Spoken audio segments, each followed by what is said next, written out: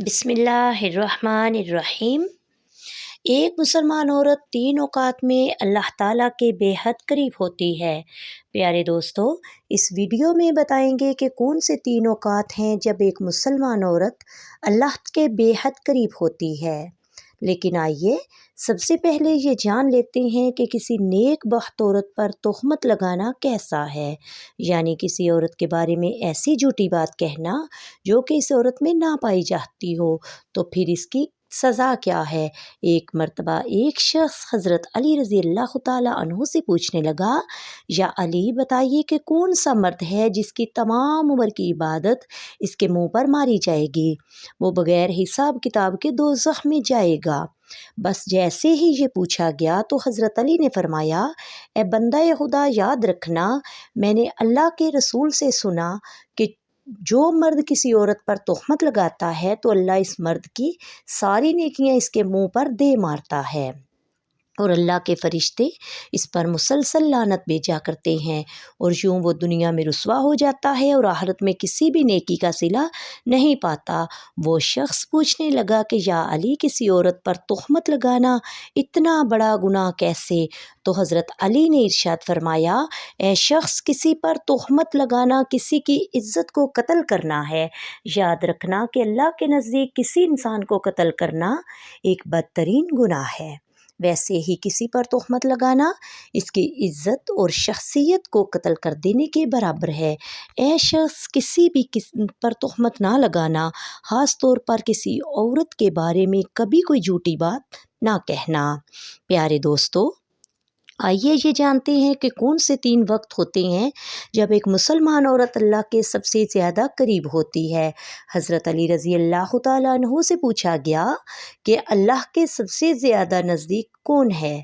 بس جیسے ہی یہ پوچھا گیا تو حضرت علی رضی اللہ تعالیٰ عنہ نے فرمایا، اے بندہ خدا، اللہ کے سب سے زیادہ قریب وہ عورت ہے جو اللہ کے لیے نامحرم سے پردہ کرتی ہے۔ اے بندے، یاد رکھنا کہ اللہ سبحانہ تعالیٰ نے عورت کو رحمت کا مجسمہ بنایا تاکہ وہ ہر گھر کو اللہ کی رحمت سے بھر دے۔ میں نے اللہ کے رسول سے سنا کہ اللہ نے ہر عورت کے لیے ایک فرشتہ مقرر کیا تاکہ وہ عورت کے دل کی آواز کو سنے اور فوراً اس کی دعا کو اللہ کے دربار میں پہنچا دے۔ لیکن افسوس تو یہ ہے کہ جب ایک عورت بے پردگی اختیار کر کے زندگی گزارتی ہے تو وہ فرشتے اور اللہ کی رحمت عورت سے دور ہو جاتی ہے، اور یوں عورت دکھ اور تکلیف کا شکار ہو جاتی ہے۔ اے بندہ خدا، یاد رکھنا، کبھی کسی باپردہ عورت کا دل نہ دکھانا، کیونکہ نیک عورت کی بد دعا آسمانوں کو چیرتی ہوئی اللہ کی رضا بن کر کائنات میں نافذ ہو جاتی ہے۔ سبحان اللہ۔ پیارے دوستو، حضرت علی کرم اللہ وجہہ کے فرمان سے ثابت ہے کہ عورت جب باپردہ حالت میں ہوتی ہے تو اللہ کے بے حد قریب ہوتی ہے۔ ناظرین کرام، ایک عورت کا اللہ کے قریب ہونے کا دوسرا وقت وہ ہوتا ہے جب وہ پردے کی حالت میں رہتے ہوئے اپنے گھر کے اندر نماز ادا کرتی ہے۔ ایک مرتبہ ام حمید رضی اللہ تعالی عنہا رسول اللہ صلی اللہ علیہ وآلہ وسلم کے پاس آئیں، کہتی ہیں، یا رسول اللہ صلی اللہ علیہ وآلہ وسلم، میرا جی چاہتا ہے کہ میں آپ کے ساتھ نماز پڑھوں۔ سوچیں، اس سے بڑی کوئی تمنا یا اس سے کوئی بڑی خواہش ہو سکتی ہے؟ رسول اللہ صلی اللہ علیہ وآلہ وسلم کی امامت میں نماز پڑھنے کا موقع مل جائے، اس سے بڑا کوئی خوش نصیب ہو سکتا ہے؟ اچھا، ذرا آگے کی بات بھی غور سے سنیے گا۔ رسول اللہ صلی اللہ علیہ وآلہ وسلم نے فرمایا، میں جانتا ہوں کہ تم میرے ساتھ نماز پڑھنے کو پسند کرتی ہو، لیکن رسول اللہ صلی اللہ علیہ وآلہ وسلم نے فرمایا کہ جو تم اپنے دار میں یعنی اپنے گھر میں نماز پڑھو گی وہ کسی مسجد میں جا کر پڑھی جانے والی نماز سے بہتر ہے۔ رسول اللہ صلی اللہ علیہ وآلہ وسلم نے فرمایا، چھپ کے جو عورت نماز پڑھے گی وہ سب سے بہتر ہوگی۔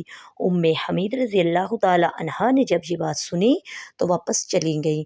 انہوں نے گھر کے کونے میں نماز کی جگہ مختص کر لی جہاں اندھیرا تھا، جہاں کسی کی نظر بھی نہ پہنچتی۔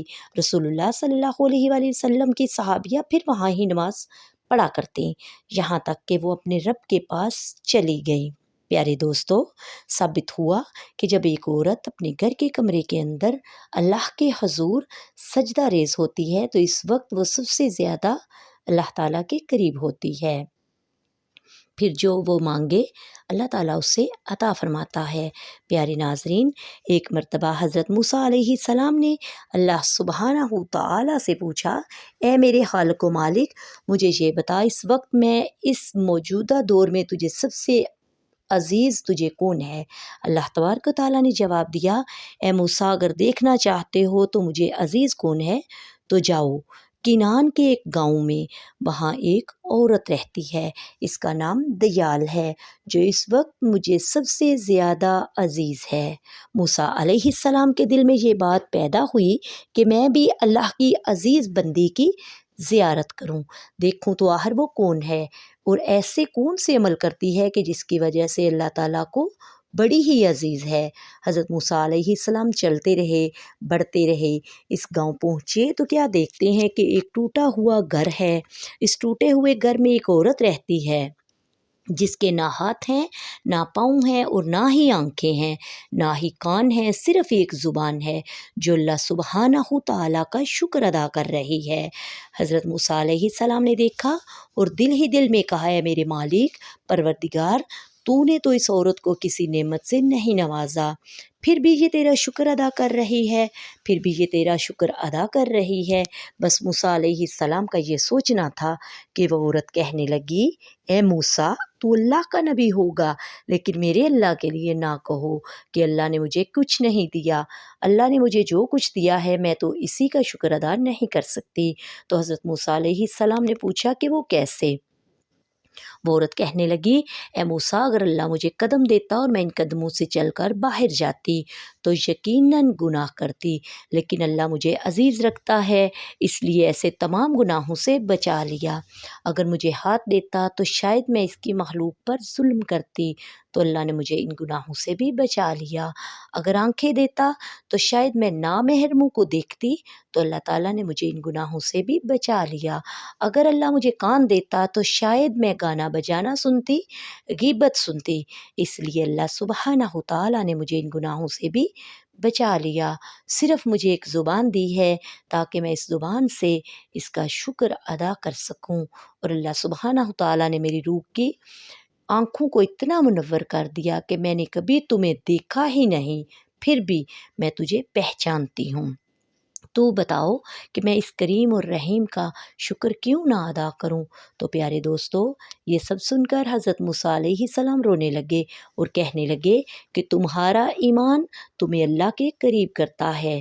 تو ثابت ہوا کہ اگر اللہ کسی عورت پر کوئی آزمائش ڈالتا ہے تو اسے چاہیے کہ اس آزمائش پر راضی ہو جائے اور ہمیشہ اللہ کا شکر بجا لائے، کیونکہ ایسی عورت جو آزمائشوں کے باوجود اللہ کی شکر گزار ہوتی ہے، پھر یہی وہ وقت ہے جب اللہ کے بے حد قریب ہو جاتی ہے۔ اللہ تبارک و تعالیٰ سے دعا ہے کہ نیکی کی بات کو سننے، سمجھنے، اس پر عمل کرنے کی طاقت و توفیق مرحمت فرمائے، آمین یا رب العالمین۔ پیارے ناظرین، درخواست ہے کہ میری آج کی اس معلوماتی ویڈیو کو لائک اور شیئر کر دیجئے اور میرے اسلامی و اصلاحی چینل کو سبسکرائب کر لیجئے۔ جزاک اللہ خیرا کثیرا۔ السلام علیکم ورحمۃ اللہ۔